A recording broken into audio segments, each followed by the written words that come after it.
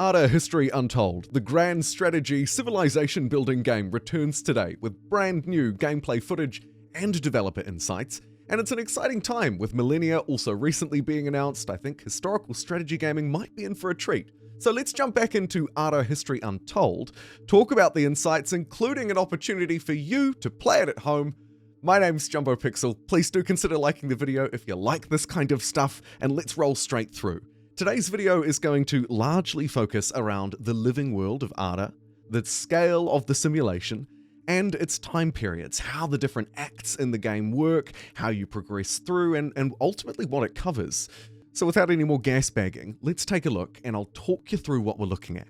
Firstly though, important to note that this is going to be a new turn-based historical strategy game, published by Xbox Game Studios and developed by Oxide Games. And if you want to play it yourself, as I mentioned in the introduction, you can sign up through their free Insiders program to be considered to playtest the game. Couple of conditions there, linked below as always. Now let's talk about actually Ara History Untold itself. So in the first developer diary that I'm drawing on here, using the footage and insights from, they talked a lot more about the living world, something we've discussed already.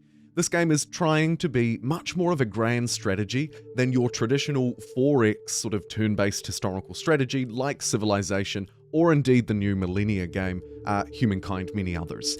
They talk about the fact that you could play it at many scales, and you can see them zooming in and out of the world here, right down to what we could call its tiles, probably more appropriately its regions, and then right the way out. And they say that the choices that we make will really impact this. This includes the building of things like harbors, which will all act as active trade routes, and also the people who live without civilization around them can also form infrastructure such as roads, although these tend to be more like paths. But the point is that the world itself is living and breathing, and you might see things like paths pop up if some peoples are migrating across the world. Of course, you can build them yourself, and as I mentioned, it all interrelates into the game's trade networks. They wanted to also talk a little bit, I think, about how the simulation changes over time, and we'll talk about the acts a little bit later in the video, but I think we should briefly pause for a moment here and have a look at something specific that we just looked at. Here we see something called a paragon, sort of a historical leader, a great person, if you will. Writers, musicians, and scientists are the options on offer. They select the musician in the center, and then following that, they are then basically tasked to assign this sort of great person, this paragon, to an advisory role. And you can see that their government here is very basic, but as you move through, there seem to be more options available, and also each one of these paragons provides a specific benefit depending on who they are. A kind of governor system mixed with a great person system is the vibe that I get from looking at it inside of this gameplay. They go on to show us a much broader picture of the world, and I think that this one is also worth taking a pause at. So let me replay it in slow motion. You can see as they zoom out, you get a real sense for the scale of the world. Not only the simulation on the left-hand side for civilian happiness and so on, but also effectively what have become regions out of tiles. Here they're improving or assigning workers to a forge by the looks, but I think that that sense of scale, which we will return to, is something that is likely, if they can pull it off, of course, if what they're saying comes true, is likely to be the thing that will set this game apart. And here we get some interesting footage of many different periods throughout the game, which probably brings us nicely through to the next section of this video, talking about acts and time periods. There are three. They showcase them all in the footage. Here you can see the sort of modern day one, which they say reaches beyond now, the holograms and glass skyscrapers, an example of that.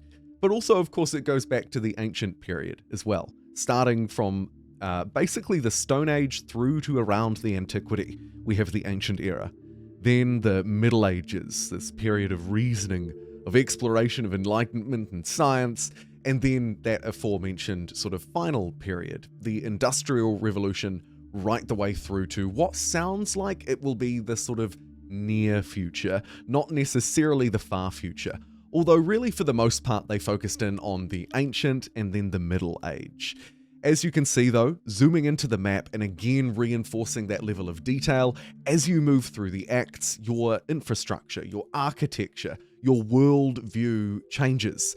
Here we get another zoomed out view where they're using items like luxuries to provide specific benefits on target cities, happiness, education, food, that kind of thing. Again, a real sense of scale out of these clips as well. Something that does have me tentatively, but I've got to be honest, quite excited to at least see how this plays out and hopefully get my grubby little hands on it during the playtest.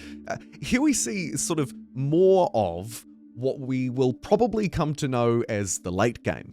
Obviously, again, a bit more futuristic in its simulation, a bit more detailed in its simulation. The cities themselves, as you can see, big skyscrapers across these essentially regions within a city. If you look at the way that they're divided, it's not divided, of course, into hexes, as I mentioned earlier, but rather as different territories, distinct territories, where, as we've talked about last time, you can place certain improvements. Specifically on the acts themselves now and how you move through the game. The movement through each era is done based off a prestige system. And the prestige system in many ways reminds me of maybe what humankind has done with fame, but on a slightly different level. But throughout the developer diary, and particularly in the second developer diary that we're going to move through into now and take a look at its footage, they really focused in on this.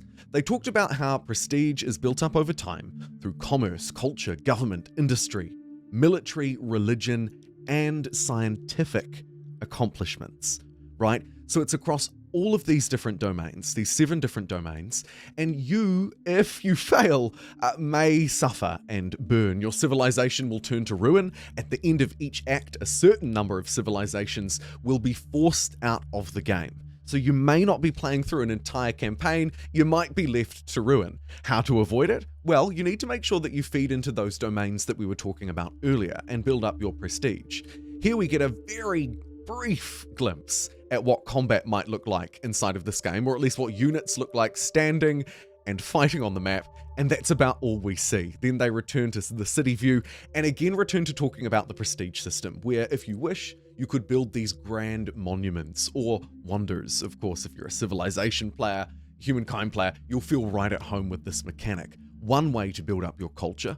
Alternatively, you could look to lean into trade, into diplomacy, into researching technologies. The choice is really up to you, and they make a point of noting that you don't have to meet a minimum inside of any one or the other, and it's more about player agency. Do you want to just focus on military? That's fine. Do you want to grow big cities and lean into more, say, technological research? That's fine. Or do you want to combine them together? Ultimately, I hope that that level of player agency does carry through, and that the kinds of things that we're hearing about in terms of the depth of the living world, in terms of how we progress through the game and have that level of player agency, I hope that that does hold true. And that, my friends, concludes all of the new footage and all of the new insights that have come about for Ara History Untold over the last few weeks. There were also some new screenshots that have come about at some point, but that does kind of bring us to a natural conclusion. I think that, and as I mentioned in the introduction, quite an exciting time, actually, for broader historical strategy gaming, in this case, grand strategy. And then, of course, as I mentioned in the introduction, we've had a lot of Millennia news, with Millennia being announced recently, more of a 4X traditional sort of turn-based approach to the historical strategy genre. But either way, I feel a bit like a news reporter recently reporting on all of this stuff, because we're being hounded and flooded with information about these hopefully very exciting titles. Let me know what you think below. As always, I'll be reading through the comments, and I will see you all next time and leave you on my favorite shot of a lighthouse. Take care, everybody. Bye-bye.